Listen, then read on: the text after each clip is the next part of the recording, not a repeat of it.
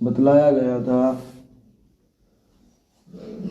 کہ اللہ تبارک و تعالی نے جب ان کو یہ حکم دیا بنی اسرائیل کو کہ قوم عمالقہ سے لڑو اور ان سے جہاد کرو اور اپنے آبائی وطن فلسطین کے اندر یعنی کہ شام کے اندر داخل ہو جاؤ، تو ان لوگوں نے جب قوم عمالقہ کو دیکھا کہ بہت ڈیل ڈول والے، بڑے قد والے، بڑے مضبوط آدمی ہیں، تو فوراً حضرت موسیٰ علیہ السلام کو انہوں نے ٹھکرا دیا اور یہ کہا اذهب انت وربك فقاتلا انہا ہنا قاعدون، کہ اے موسیٰ تو اور تیرا رب ہی ان سے لڑ سکتا ہے، ان سے جہاد کرنا، ان سے لڑائی کرنا ہمارے بس میں نہیں، ہم تو صرف بیٹھے ہوئے دیکھ سکتے ہیں۔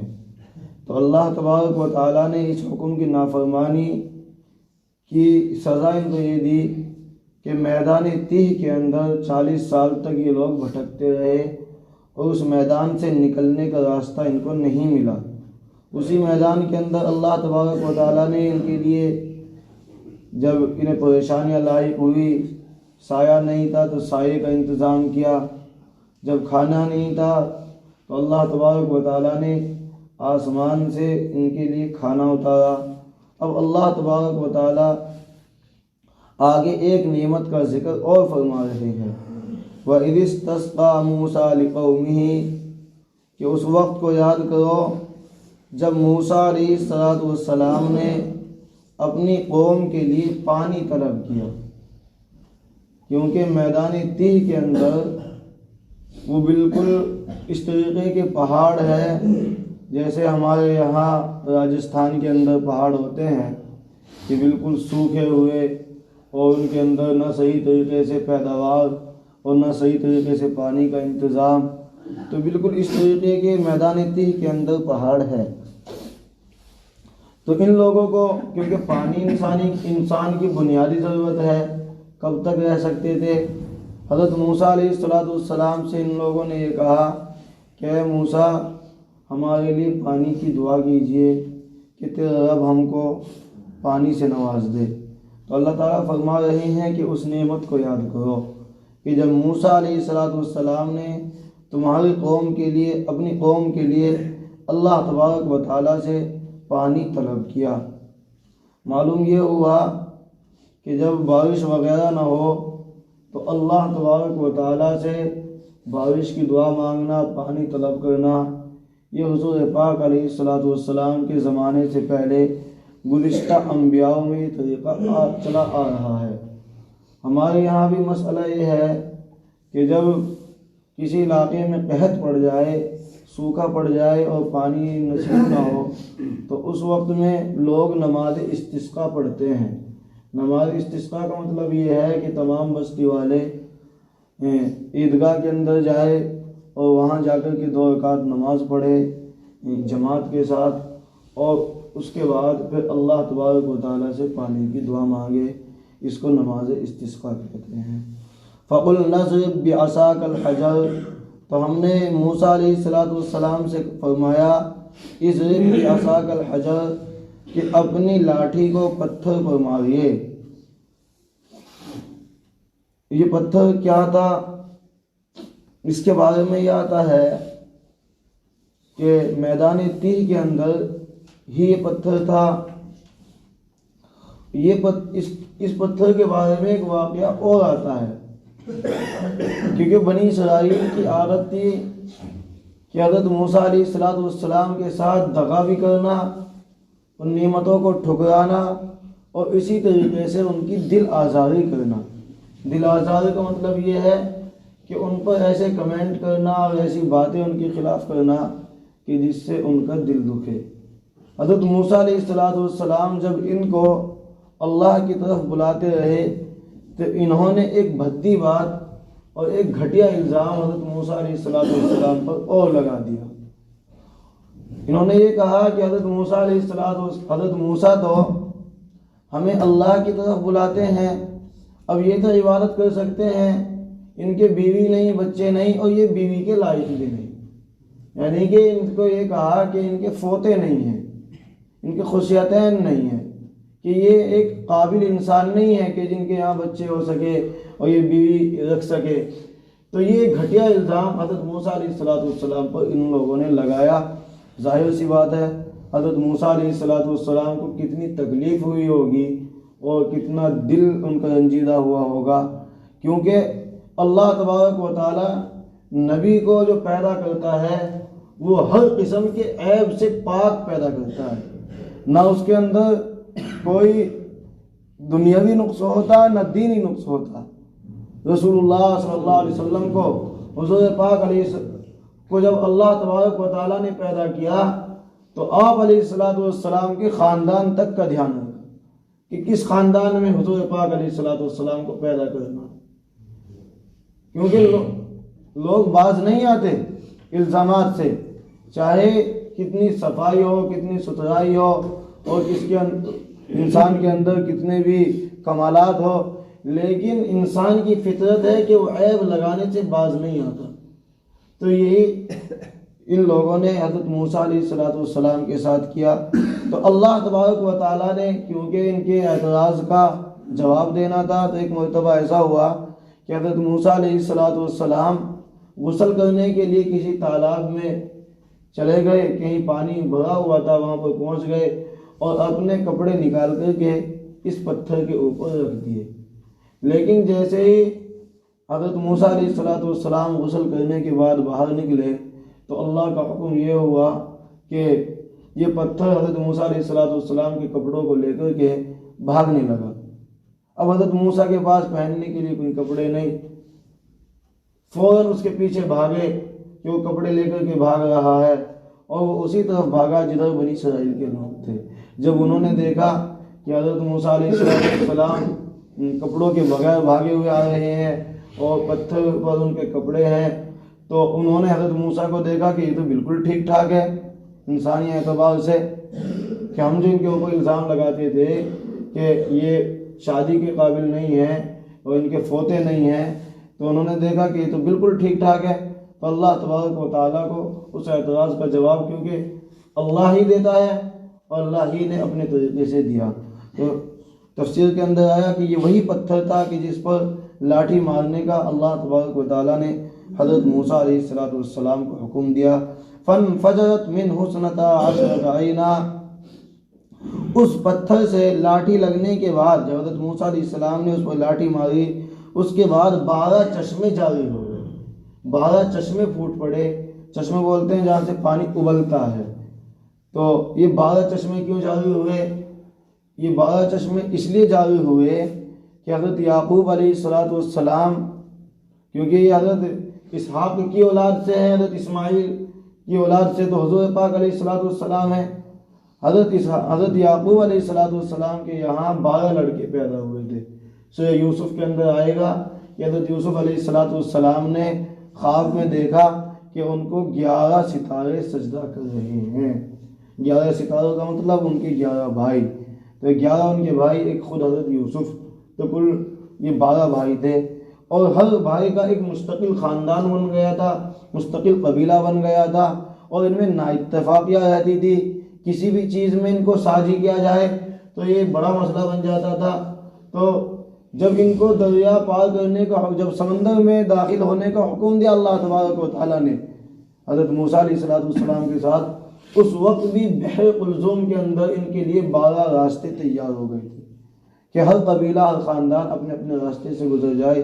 اسی طریقے سے پتھر سے جو پانی جاری ہوا ان کے لیے، اس میں بھی اللہ تبارک و تعالیٰ نے 12 چشمے ان کے لیے جاری کیے۔ آج بھی یہ پتھر موجود ہے۔ جو لوگ، جو سیاح حضرات جاتے ہیں اس میدان کے اندر، طور سینا اس علاقے کا دورہ کرنے کے لیے، گھومنے کے لیے، فلسطین کے اندر، آج بھی یہ پتھر اور اس پر یہ نشانات موجود ہیں۔ جہاں جہاں سے وہ پانی پھوٹا تھا وہ نشانات آج بھی موجود ہے۔ قد علم کل اناس مشربہم، ہر ایک قبیلے نے اپنے گھاٹ کو پہچان لیا، اپنے پانی لینے کی جگہ کو پہچان لیا۔ کلوا واشربوا من رزق اللہ، اللہ تعالیٰ نے پھر ان سے فرمایا کہ اب تمہیں کھانا بھی مہیا ہو گیا، پانی کی سہولت بھی ہو گئی، تمہارے اوپر سایہ بھی ہو گیا، تو اللہ تبارک و تعالیٰ نے ان سے کہا کہ اللہ کے دیے ہوئے رزق میں سے کھاؤ اور پیو، وَلَا تَعْثَوْا فِي الْأَرْضِ مُفْسِدِينَ، اور زمین میں فساد نہ پھیلاؤ۔ یعنی تم ہر مرتبہ جو نعمتوں کی ناقدری کر رہے ہو، نعمتوں کی ناقدری کرنے سے زمین کے اندر کیا پھیلتا ہے؟ فساد پھیلتا ہے، کیونکہ جب انسان کو اللہ کی دی ہوئی نعمت پر صبر نہیں آئے گا اور تو ظاہر سی بات ہے اس کی خواہشات بڑھیں گی، مال و دولت جمع کرنے کے لیے اس کے دل کے اندر خیالات پیدا ہوں گے۔ اب مال و دولت آسانی سے آ جائے سب کے لیے یہ کوئی ضروری بات نہیں، تو پھر آدمی دوسرے کے حقوق دباتا ہے، یہاں تک کرتا ہے کہ جان تک سے مار دیتا ہے۔ تو اس لیے اللہ تعالیٰ فرماتے ہیں کہ اللہ کی نعمتوں کی ناقدری سے زمین میں فساد پھیلتا ہے، تو ان کو یہ حکم دیا کہ تم ناقدری نہ کرو، ورنہ زمین کے اندر کیا پھیلے گا؟ فساد پھیلے گا۔ وَإِذْ قُلْتُمْ يَا مُوسَىٰ لَن نَّصْبِرَ عَلَىٰ طَعَامٍ وَاحِدٍ، اور اس وقت کو یاد کرو جب تم نے کہا اے موسیٰ ہم ایک ہی طرح کے کھانے پر صبر نہیں کر سکتے، یعنی ان کے لیے آسمان سے جو من و سلوہ نازل ہوتا تھا، من کا مطلب بتلایا گیا تھا کہ اللہ ان کے یہاں آسمان سے رات کے وقت میں جس طریقے سے ہمارے یہاں اوس پڑتی ہے، تو اوس کی جگہ کوئی شبنمی قطرے ایسے ہوتے تھے جس سے پتوں کے اوپر ایک بہت ہی شاندار قسم کا گوند جم جاتا تھا، اور جو بہت عمدہ غذا تھی، آسمان سے نازل ہونے والی غذا ظاہر سی بات ہے کوئی گھٹیا تو ہو نہیں سکتی، اور اسی طریقے سے ان کے لیے بٹیر آ جایا کرتی تھی۔ تو ان لوگوں نے جب مستقل بٹیر کا گوشت کھانے کے لیے مل رہا ہے اور وہ گوند کھانے کے لیے مل رہی ہے، تو یہ لوگ اکتا گئے، یعنی اللہ کی اتنی بہترین دی ہوئی نعمت کا کہ ناشکری کر بیٹھے۔ کہا اے موسیٰ ہم ایک ہی طرح کے کھانے پہ نہیں رہ سکتے، ہمیں کچھ اور بھی چاہیے۔ فَادْعُ لَنَا رَبَّكَ يُخْرِجْ لَنَا مِمَّا تُنبِتُ الْأَرْضُ، آپ اپنے پروردگار سے دعا کیجئے کہ وہ ہمارے لیے ان چیزوں کو پیدا کرے جو زمین اگاتی ہے، مِن بَقْلِهَا یعنی کہ ترکاریاں، وَقِثَّائِهَا اور ککڑیاں، وَفُومِهَا اور گیہوں، وَعَدَسِهَا اور دالیں، وَبَصَلِهَا اور پیاز۔ یہ تمام چیزیں اتنی بہترین غذا کو چھوڑ کر کے سبزیاں مانگ رہے ہیں، تو یہ ایک نعمت کی ناقدری ہوئی کہ آسمان سے اتری ہوئی غذا کی ناقدری کر رہے ہیں، اور اس کے بدلے میں کیا مانگ رہے ہیں؟ سبزیاں مانگ رہے ہیں، پیاز مانگ رہے ہیں، دال مانگ رہے ہیں، اسی طریقے سے ککڑیاں مانگ رہے ہیں۔ تو یہ لوگ حد درجے اللہ کی نعمتوں کی ناقدری کرتے تھے۔ قال اتستبدلون الذی هو ادنی بالذی هو خیر، حضرت موسیٰ علیہ السلام نے فرمایا کہ اے احمقو، اے عقل کے اندھو، کیا تم اللہ کی دی ہوئی عمدہ نعمت کو، عمدہ غذا کو ایک ہلکے درجے کی غذا سے بدلنا چاہتے ہو؟ بھئی یہ سبزیاں اور یہ ترکاریاں بہرحال گوشت کے مقابلے میں یہ ہلکی سبزیاں ہیں، ہلکی چیزیں ہیں، اور وہ گوشت بھی وہ جو اللہ تبارک و تعالیٰ نے تمہارے لیے نازل کیا، کہ یہ کوئی تمہاری عقل مندی کی بات نہیں کہ اللہ کی نعمت کو ایک ہلکی نعمت سے تم بدلنا چاہتے ہو۔ لیکن یہ لوگ باز نہیں آئے۔ پھر اہبطوا مصرا فإن لكم ما سألتم، اللہ تبارک و تعالیٰ کی طرف سے ان کو حکم ہوا حضرت موسیٰ علیہ السلام کے ذریعے سے۔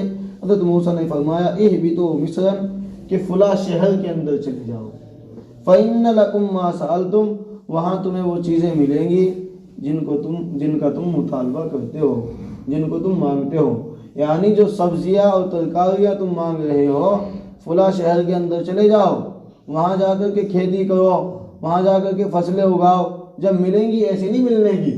جو اللہ کی دی ہوئی نعمت تھی، یہ ایک اللہ کی طرف سے ایک ڈانٹ ہے کہ جب تمہیں ان نعمتوں کی قدردانی نہیں ہے تو فلاں جگہ جا کر کے، جس طریقے سے انسان کہتا ہے کہ وہاں جا کے مر، تو اللہ تعالیٰ نے فرمایا کہ وہاں جاؤ، وہاں چلاؤ فاوڑے وغیرہ، اور وہاں کھیتیاں کرو، تب جا کر کے یہ چیزیں ملیں گی۔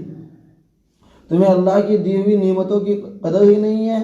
وَضُرِبَتْ عَلَيْهِمُ الذِّلَّةُ وَالْمَسْكَنَةُ، اللہ تعالیٰ فرماتے ہیں ان کے اوپر ذلت، مسکنت اور بے چارگی کا ٹھپا لگا دیا گیا۔ وباءوا بغضب من اللہ، اور یہ لوگ اللہ کا غصہ لے کر کے لوٹے، اللہ کا غضب کے ساتھ لوٹے۔ اچھا، اس آیت کے اندر اگلی صورت کے اندر ایک آیت اور آتی ہے، ضربت علیہم الذلۃ اینما ثقفوا الا بحبل من اللہ وحبل من الناس، کہ بنی اسرائیل پر جہاں دنیا کے اندر جہاں بھی یہ موجود ہوں گے، جہاں بھی یہ لوگ جائیں گے، ان کے اوپر ذلت اور بیچارگی کا ٹھپا ہمیشہ لگا رہے گا۔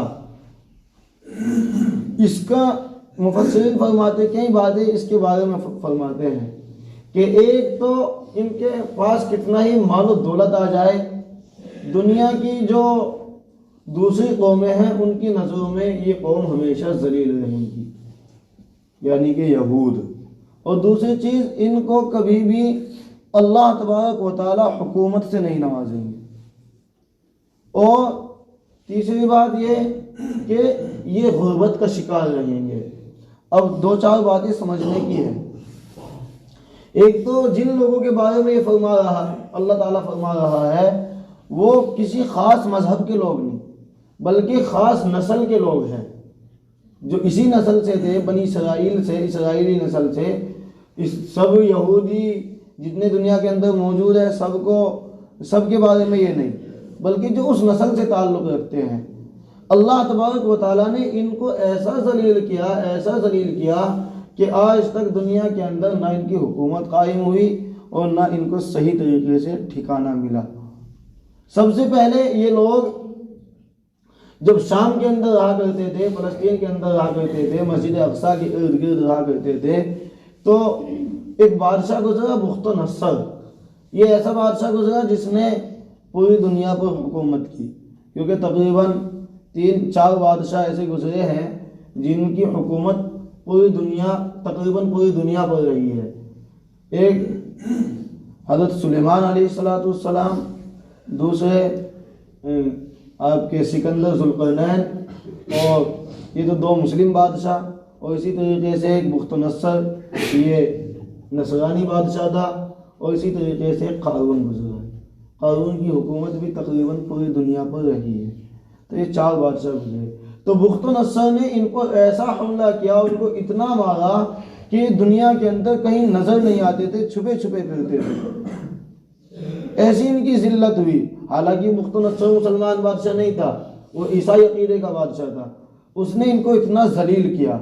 اس کے بعد پھر یہ لوگ بھولے بچھڑے اپنے ایک جگہ ملنے لگے، تو حضور پاک علیہ السلام کے زمانے سے پہلے بھی پٹے، لیکن جب حضرت عمر رضی اللہ تعالیٰ عنہ نے ملک شام کو فتح کیا، بیت المقدس کو فتح کیا، تو ان لوگوں کو بالکل وہاں سے بھگا دیا۔ اس کے بعد پھر یہ لوگ اکٹھے ہوتے ہوئے ان کے اوپر پھر یہ ادھر آپ کے جرمنی کے اندر اور اٹلی کے اندر قائم ہوئے، اور کافی زمانے کے بعد ان لوگوں کی جب ایک یونٹ بن گئی، ایک وجود سے میں قائم آ گئے، تو ان کو جرمنی کے نازی نے ان کو اتنا مارا کہ ان کی آج تک بھی جو ہے لوگ یاد کرتے ہیں، تاریخ کے اندر، ہسٹری کے اندر آتا ہے کہ ہٹلر نے اور نازی نے ان کی بہت پٹائی کی، اور تقریباً ان کا وجود ہی سے مٹا دیا تھا۔ ہٹلر کا نام تقریباً سب سنتے رہتے ہیں۔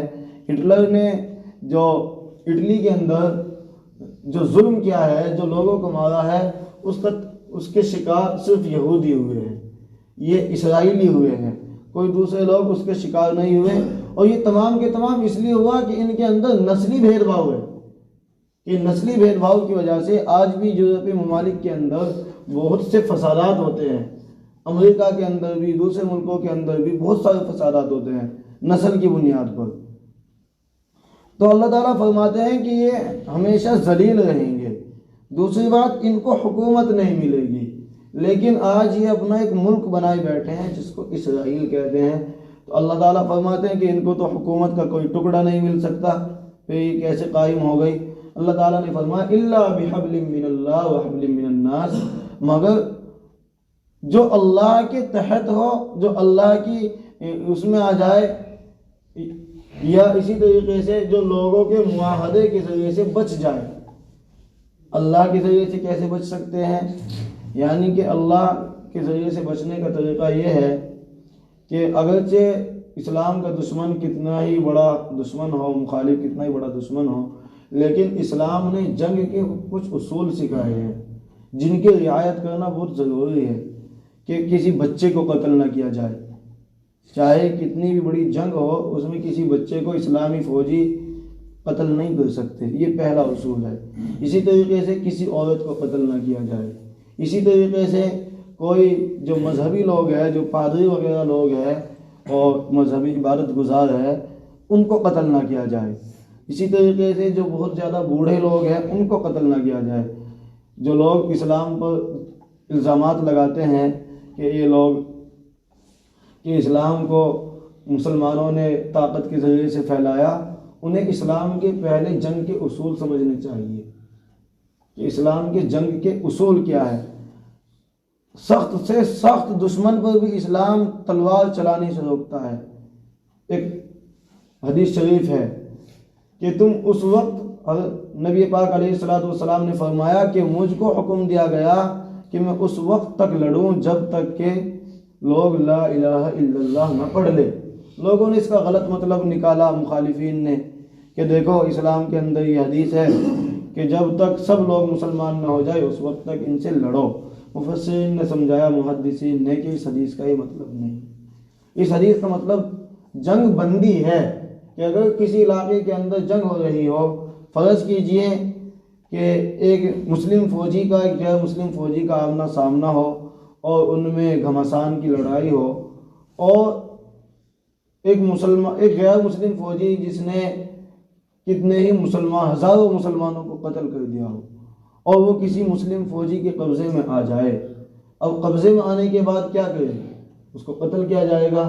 لیکن جس کے قبضے میں آیا ہے، اگر اس کے بھائیوں کو، اس کے باپ کو، خاندان کو اس غیر مسلم فوجی نے قتل کیا تھا، اگر یہ لا الہ الا اللہ اس وقت میں پڑھ لے کہ جب اس کی تلوار، گردن پر تلوار رکھی جائے، اب اسلام کہتا ہے کہ تم اپنی دشمنی کی وجہ سے اس کو قتل نہیں کر سکتے۔ تو در حقیقت اسلام تو اتنا امن کا مذہب ہے کہ ایک ایسا دشمن جس نے ہمارے قریبیوں کو مارا ہو اور اس نے ہزاروں مسلمانوں کو مارا ہو اور وہ ہمارے قبضے میں آ جائے، اور قبضے میں آنے کے بعد وہ اگرچہ جان بچانے کی وجہ سے ہی پڑھے، اگرچہ جان بچانے کی وجہ سے ہی لا الہ الا اللہ پڑھ لے، اپنے آپ کو مسلمان کہہ دے، اسلام کا حکم یہ ہے کہ اب اس کو قتل نہیں کر سکتے۔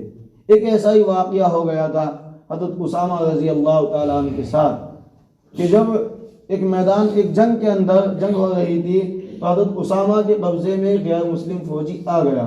حضرت اسامہ نے اس کو قبضہ لیا اور اس کی گردن پر جب تلوار رکھی، اس نے فوراً لا الہ الا اللہ پڑھ لیا۔ حضرت اسامہ سمجھ گئے کہ تلوار کے ڈر کی وجہ سے دل سے نہیں پڑھ رہا، اس کو قتل کر دیا۔ حضور پاک علیہ الصلوۃ والسلام کے سامنے واقعہ آیا، آپ علیہ الصلوۃ والسلام ناراض ہوئے، فرمایا ہل شققت قلبی، قلبہ کا کیا تو نے اس کا دل چیر کے دیکھ لیا تھا کہ تو یہ بات کہہ رہا ہے کہ جی اس نے جان بچانے کی وجہ سے کلمہ پڑھا تھا، کہ تیرے لیے جائز نہیں، تیرے لیے صحیح نہیں تھا کہ تو اس کو قتل کر دے۔ تو اسلام اتنا امن کا مذہب ہے، اسلام جنگ کی بات نہیں کرتا، جنگ بندی کی بات کرتا ہے۔ تو یہ چیزیں سمجھنی ضروری ہے۔ تو اسی طریقے سے آج جو میں تو یہ بتلا رہا تھا کہ جو اسرائیل کے اندر ان کی حکومت قائم ہو گئی ہے، پھر اس کی کیا حیثیت ہے؟ قرآن تو کہتا ہے کہ ان کو حکومت کا ٹکڑا نہیں مل سکتا۔ تو اس کی وجہ یہ ہے کہ یہ جو اسرائیلی گورنمنٹ ہے، یہ اس کی حیثیت ایک چھاونی سے زیادہ کی نہیں ہے۔ یہ امریکہ اور برطانیہ کی صرف ایک فوجی چھاونی کی حیثیت رکھتا ہے۔ اگر امریکہ اور برطانیہ کی نظر کرم ان سے ہٹ جائے تو یہ ایک مہینے بھی یہ گورنمنٹ نہیں چل سکتی، یہ نہیں چل سکتے۔ یہ تو کیونکہ عرب ممالک کے درمیان اپنے پنجے جمانے کے لیے امریکہ نے اور برطانیہ نے سازش کی کہ ان کے درمیان ایک اسرائیل نامی ایک ملک کو وجود دیا، اور وہ بھی بہت چھوٹا سا حصہ، بہت تقریباً ہمارے یہاں کے تقریباً 2 یا 3 ضلعوں کا اتنا رقبہ ہوگا جتنا رقبہ ان کے پاس ہے۔ اور ان کی بھی حیثیت یہ بتلا دی کہ یہ امریکہ اور برطانیہ کی زیر نگرانی چلتا ہے۔ 1 مہینے میں افراتفری ان کے اندر پھیل جائے گی اگر امریکہ اسرائیل کے پیچھے کھڑا نہ ہو۔ تو یہ ان کی وجہ سے بچے ہوئے ہیں۔ اور دوسری بات کہ یہ لوگ ہمیشہ ان کے اوپر غربت رہے گی۔ غربت کا کیا مطلب؟ آج اسرائیل کے پاس اتنا پیسہ ہے اور یہود کے پاس اتنا پیسہ ہے، قرآن کریم کہہ رہا ہے کہ ان لوگوں کے اوپر کیا لگا دیا گیا؟ مسکنت، یعنی کہ بیچارگی کا ٹھپا لگا دیا گیا۔ تو اس کا جواب مفسرین یہ دیتے ہیں کہ جو حکومت کے لوگ ہیں یا جو بڑے لوگ ہیں انہی کے پاس صرف روپیہ اور پیسہ ہے، ورنہ جو یہودی عوام ہے وہ در حقیقت آج بھی غریب ہے۔ ان کا شمار دنیا کی غریب قوموں میں ہوتا ہے، ان کو مال و دولت سے اللہ تبارک و تعالیٰ نے محروم رکھا ہے۔ اب اسی وجہ سے مسلمانوں کی سب سے بڑی جو دشمن قوم ہے دنیا کے اندر وہ یہود ہے۔ یہود سے بڑی دشمن قوم نہ عیسائی ہے اور نہ اسی طریقے سے کوئی دوسرے مذہب کے ماننے والے۔ سب سے زیادہ اگر مسلمانوں کے خلاف، اسلام کے خلاف کسی کے دل کے اندر نفرت ہے اور دشمنی ہے تو وہ یہود ہے۔ اسی طریقے دنیا کے اندر بہت سے لوگ مسلمان ہوتے رہتے ہیں، سب مذہب کے ماننے والے بڑی تعداد میں مسلمان ہوتے ہیں، لیکن کوئی ایک گنتی کا یا کبھی کبھار یہ یہود مسلمان نہیں ہوتے آج کے وقت میں بھی، کیونکہ حضور پاک علیہ السلام کے زمانے میں کچھ لوگ ایمان لائے۔ حضرت عبداللہ بن سلام رضی اللہ تعالیٰ عنہ پہلے یہودی تھے، پھر ایمان لے آئے، بڑے صحابی گزرے ہیں۔ اسی زمانے میں کچھ لوگ ایمان لائے، اب یہ ایمان صرف نہ کے برابر لاتے ہیں۔ سب سے زیادہ دشمنی یہی لوگ پالے ہوئے ہیں۔ ذَلِكَ بِأَنَّهُمْ كَانُوا يَكْفُرُونَ بِآيَاتِ اللَّهِ، یہ تمام کی تمام باتیں اس لیے ہوئی کہ وہ اللہ تبارک و تعالیٰ کی آیتوں کا انکار کرتے تھے، یعنی اللہ کی نشانیاں ان کے پاس آتی ہیں لیکن پھر جھٹلا دیتے ہیں۔ وَيَقْتُلُونَ النَّبِيِّينَ بِغَيْرِ الْحَقِّ، اور یہ انبیاء کو، پیغمبروں کو ناحق قتل کرتے تھے۔ انہوں نے حضرت زکریا علیہ السلام کو آرے سے چیر دیا، اور یہی لوگ تھے جو حضرت عیسیٰ علیہ السلام کے قتل کے در پہ ہوئے تھے۔ ان کے عقیدے کے مطابق اور ان کے ماننے کے مطابق تو آج بھی یہ لوگ یہ سمجھتے ہیں کہ ہم نے حضرت عیسیٰ علیہ السلام کو کیا کر دیا؟ قتل کر دیا ہے، لیکن یہ صحیح طریقے سے اس کا جواب نہیں دے سکتے آج تک، کیونکہ اللہ تبارک و تعالیٰ نے ان کے ساتھ معاملہ ہی ایسا کیا تھا۔ جبکہ قرآن کریم کیا کہتا ہے حضرت عیسیٰ کے بارے میں کہ اللہ تبارک و تعالیٰ نے ان کو آسمانوں پر زندہ اٹھا دیا، لیکن زندہ اٹھانا الگ مسئلہ ہے۔ ان کا جو ارادہ تھا قتل کرنے کا، انہوں نے اپنے ارادے میں کوئی کسر نہیں چھوڑی، تو یہ لوگ ناحق انبیاء کو قتل کرتے رہے ہیں۔ تو یہ اتنے بڑے ظالم ہیں اور اتنے بڑے اللہ کے پھٹکارے ہوئے ہیں۔ ان لوگوں کے لیے دل کے اندر کوئی خیر رکھنا اور بھلائی کی امید رکھنا یہ کسی بھی عقل مند مسلمان کے لیے صحیح نہیں ہے۔ ان لوگوں سے اسلام کے خلاف ہمیشہ دشمنی کی ہی امید رکھنی چاہیے۔ ذَلِكَ بِمَا عَصَوْا وَكَانُوا يَعْتَدُونَ، یہ تمام کا تمام اس لیے ہوا کہ یہ لوگ اللہ کی نافرمانیاں کرتے تھے، وَكَانُوا يَعْتَدُونَ، اور بے حد سے نکلتے تھے، یعنی اللہ کے بتائے ہوئے حدود سے، اللہ کے بتائے ہوئے راستوں سے یہ لوگ ان کی کوئی پرواہ نہیں کرتے تھے۔ یعنی کہ اللہ کی کچھ حدود ہے، حدود کا مطلب یہ ہے کہ اللہ تبارک و تعالیٰ نے ایک دائرہ کھینچ دیا، ایک زمین پر اس طریقے سے دائرہ کھینچ کر کے بتا دیا کہ تمہیں اس کے اندر یہاں سے باہر نہیں جانا، یہاں تک آنے کی اجازت۔ ایک سرحدیں، اسلام کی بھی سرحدیں ہیں، ان سرحدوں کو کراس کرنے سے آدمی کیا ہوتا ہے؟ اللہ تبارک و تعالیٰ کا نافرمان ہوتا ہے۔ اسلام کی سرحدیں کیا ہے؟ اسلام کی سرحدیں اسلامی عقائد، اللہ کو ایک ماننا، یہ اسلام کی سرحد کا ایک سرا ہے۔ رسول اللہ کی رسالت کو ماننا یہ ایک سرا ہے۔ قیامت پر ایمان لانا یہ ایک سرا ہے۔ اسی طریقے سے کتابوں پر ایمان لانا یہ ایک سرا ہے۔ اسی طریقے سے اچھی بری تقدیر پر ایمان لانا یہ ایک سرا ہے۔ موت کے بعد دوبارہ اٹھائے جانا یہ ایک سرا، یہ اسلام کی بورڈر ہے۔ آدمی ان کے اندر گناہ کرے گا تو وہ فاسق ہوگا، وہ ہمیشہ ہمیشہ کی جہنم میں نہیں جائے گا۔ لیکن اگر ان بارہوں کو کراس کر دیا پھر انسان کی بچاؤ کی کوئی شکل نہیں ہے، پھر انسان کسی بھی لمحہ 1 منٹ کے لیے بھی جہنم سے نکالے جانے کا مستحق نہیں رہتا۔ تو اس لیے خیال کرنا چاہیے، ہماری بہت سی باتیں ایسی ہوتی ہے، خاص طور سے ہم تقدیر کے معاملے میں ہماری غلط فہمیاں ہوتی ہے کہ اللہ تبارک و تعالیٰ نے جب یہ فرمایا کہ ہر چیز تقدیر سے ہے، اگر ہمارے اوپر کچھ پریشانیاں آئے ان کے حل تلاش کرنے کی ہمیں کوشش کرنی چاہیے، لیکن حد کے اندر رہتے ہوئے۔ اللہ تبارک و تعالیٰ نے اگر بیماری پیدا کی ہے تو اس کا علاج بھی پیدا کیا ہے، ایسا نہیں ہے کہ آدمی کے ساتھ صرف بیماری پیدا کر دی، علاج نہیں پیدا کیا۔ لیکن اس علاج کے لیے انسان کو اسلامی حدود کا بھی خیال نہ کرنا یہ خطرناک بات ہے۔ ہمیں خاص طور سے یہ ان لوگوں کے لیے بات ہے جو لوگ زیادہ یقین رکھتے ہیں، جو اگر کسی کو کوئی بیماری لاحق ہو جائے یا اس طریقے سے کسی پر بھوت پریت کا سایہ ہو تو بہت سے لوگ بالکل احتیاط نہیں کرتے، مزاروں پر جاتے ہوئے یا اسی طریقے سے کسی پیر فقیر کے پاس جاتے ہوئے جو لوگ صحیح طریقے سے سنت کے قائل نہیں، صحیح طریقے سے ان کی نمازیں صحیح نہیں، آپ ان کی حالتیں دیکھیں گے، مجاوروں کی حالتیں، جو سب کو نہیں کہہ رہا لیکن جو اکثر پیروں کے اندر رہتے ہیں، ان سے صحیح طریقے سے نماز پڑھنے تک نہیں آتی۔ تو جن آدمیوں کو نماز پڑھنے کا سلیقہ نہ ہو، اب ان کو جا کر کے اپنی پریشانی بتلائے تو یہ چیزیں انسان کے لیے خطرناک۔ تو اس لیے کوشش کرنی چاہیے کہ ہم اللہ کی حدود ہی کے اندر رہے اور ہم ان حدود کو باہر نہ نکلیں، ورنہ